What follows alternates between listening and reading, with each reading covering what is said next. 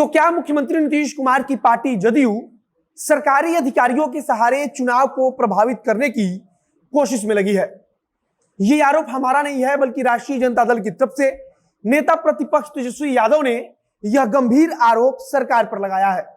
इसकी पूरी कहानी बताएंगे कि आखिर जिस पूर्व डीएसपी के सहारे चुनाव प्रभावित करने का आरोप लग रहा है, उनका विवादों से क्या रिश्ता रहा है, कैसे कुछ दिन पूर्व शिकायत पर उनका ट्रांसफर किया जाता है, लेकिन चुनाव के ठीक पहले फिर से उन्हें उसी जगह पर वापस से बुला लिया जाता है और चुनाव संभालने की जिम्मेदारी भी उन्हें सौंप दी जाती है।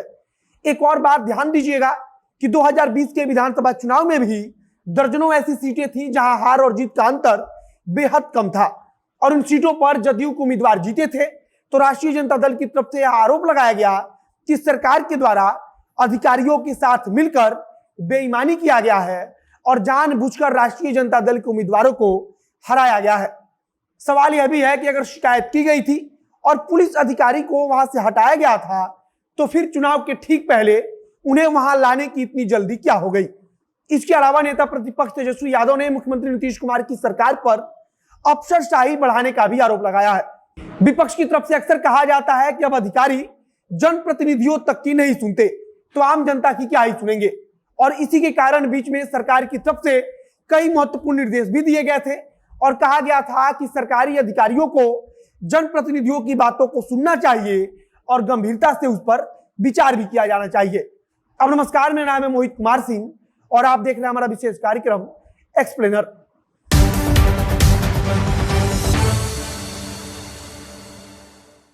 तेजस्वी यादव ने आज 2020 के विधानसभा चुनाव को याद करते हुए कहा कि ये लोग बेईमानी से सत्ता में आए हैं।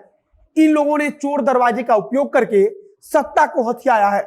यह कोई नई बात नहीं है कि किसी सरकारी अधिकारी या पुलिस अधिकारी पर सरकार के पक्ष में चुनाव को प्रभावित करने का आरोप लगा हो। इसके पहले आपको याद होगा कि लिपि सिंह, जो केंद्रीय मंत्री आरसीपी सिंह की बेटी हैं, उनके ऊपर भी 2019 के लोकसभा चुनाव में आरोप लगा था और उस समय निर्वाचन आयोग ने उन्हें वहां से हटा भी दिया था। इसी प्रकार से राष्ट्रीय जनता दल की तरफ से विधानसभा में राजद सचेतक की तरफ से दिलीप कुमार झा नाम के पुलिस अधिकारी के खिलाफ सवाल उठाया गया था। इसके बाद से उन पर कार्रवाई भी की गई, लेकिन फिर से वापस उन्हें चुनाव के कुछ दिन पूर्व ही दरभंगा में भेज दिया गया और उसी क्षेत्र में भेजा गया जहां चुनाव होना है। तेजस्वी यादव ने आज प्रेस कॉन्फ्रेंस में वह सब कागज भी दिखाया जिसमें राजद की तरफ से इलेक्शन कमीशन के पास पुलिस अधिकारी की शिकायत की गई है और इलेक्शन कमीशन ने बाकायदा प्रशासन से कार्रवाई करने की बात कही है। तेजस्वी यादव ने कहा कि चुपचाप यानी कि गुपचुप तरीके से सरकार की तरफ से फिर से उसी पुलिस अधिकारी को चुनाव वाले क्षेत्र में लाया गया है और चुनाव क्षेत्र में सिर्फ इसलिए लाया गया है कि चुनाव को प्रभावित किया जा सके और जदयू के उम्मीदवार को फायदा दिलाया जा सके। तेजस्वी यादव ने बताया कि लंबे समय से दिलीप कुमार झा उस क्षेत्र में कार्य करते रहे हैं और विधानसभा चुनाव के वक्त भी उनके ऊपर सरकार के पक्ष में चुनाव को प्रभावित करने का आरोप लगाया गया था। अब तेजस्वी यादव का सवाल यह है कि नीतीश कुमार उस पुलिस अधिकारी को फिर से चुनावी क्षेत्र में लाकर क्या साबित करना चाहते हैं या वे क्या करना चाहते हैं। तेजस्वी यादव ने पूछा कि नीतीश कुमार कौन सा खेल करना चाहते हैं। तेजस्वी यादव ने यह भी बताया कि उस पुलिस अधिकारी की पोस्टिंग सिर्फ चुनावी क्षेत्र में नहीं की गई है, बल्कि उन्हें 25 बूथों की जिम्मेदारी भी सौंप दी गई है। अब यहां सबसे बड़ा सवाल यह उठता है कि अगर निर्वाचन आयोग की तरफ से कार्रवाई करने की बात कही गई तो फिर सरकार इस पुलिस अधिकारी को चुनावी प्रक्रिया से बाहर भी रख सकती थी, लेकिन आखिरकार प्रशासन ने इन्हें चुनावी प्रक्रिया में शामिल क्यों किया? तेजस्वी यादव ने यह भी कहा कि वापस लाने के लिए जो नोटिफिकेशन जारी हुआ है वह भी गुपचुप तरीके से किया गया है। उन्होंने कहा कि हमने नोटिफिकेशन खोजने की काफी कोशिश की, लेकिन हमें कहीं नहीं मिला।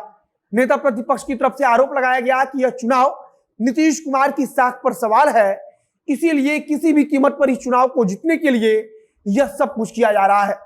इसके पहले तेजस्वी यादव ने ट्वीट करते हुए सरकार पर अफसरशाही, भ्रष्टाचार और बेरोजगारी के लिए निशाना साधा था। फिलहाल तेजस्वी यादव के इस आरोप के बाद से चर्चा तेज हो गई है। कई प्रकार के सवाल उठ रहे हैं कि आखिरकार किसी भी सरकार या प्रशासनिक अधिकारी के पास यह मजबूरी क्यों हो जाती है कि वह आरोपी अधिकारियों को चुनाव में सम्मिलित कर लेती है।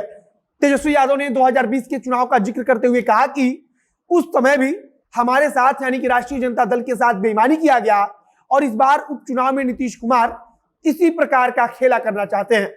फिलहाल अब आगे देखना होगा कि निर्वाचन आयोग के आदेश और तेजस्वी यादव के आरोप को लेकर सरकार की तरफ से क्या कुछ कहा जाता है और क्या जिस पुलिस अधिकारी पर यह आरोप लग रहा है उन्हें चुनाव से दूर रखने के लिए कोई फैसला लिया जाएगा, यह भी अपने आप में एक बड़ा सवाल है। आगे अगर कुछ भी नई जानकारी आएगी तो उसे हम आप तक पहुंचाएंगे। इस वीडियो को यहीं समाप्त करते हैं। वीडियो को शेयर कीजिएगा, फेसबुक पेज को लाइक कीजिएगा तथा यूट्यूब चैनल को सब्सक्राइब कर लीजिए। मिलते हैं फिर बहुत जल्द अगले वीडियो में। कैमरे के पीछे खड़े ओम प्रकाश और मैं मोहित कुमार सिंह। बहुत बहुत धन्यवाद।